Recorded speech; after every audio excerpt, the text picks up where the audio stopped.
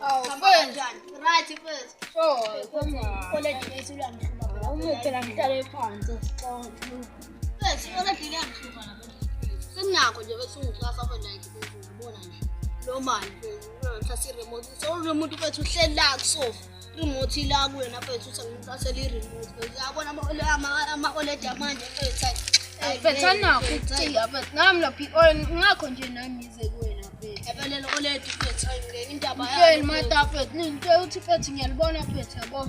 Yabaqala mfethu ngilele lapha manje. Mfethu sikamele sila eduze. Mina ngiyabukela i-TV la.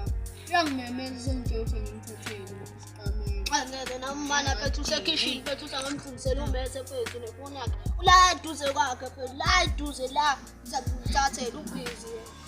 Ngimkolozela uthi wena phela ukhombula ukuthi akusikhona kwakho la uzohamba usangahamba mfethu. Bese ama-OLED manje mfethu ngeke mfethu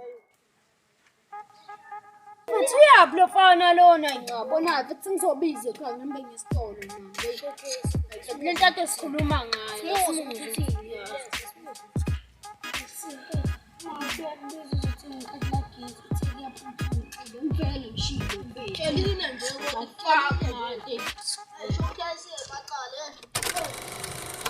Shasha brawa macala kanti kufanele sixoxe ngayo sixoxa phansi. Ungahlala phansi usumuzwa wami.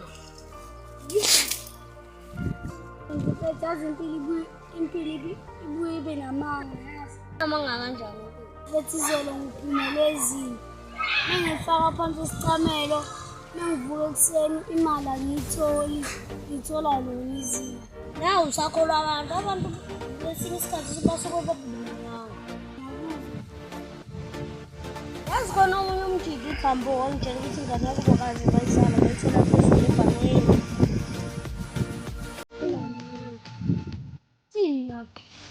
Ngifona 37 azifanele ngikhaya ufana nokugeza umuntu mazithi sure ayo ngaba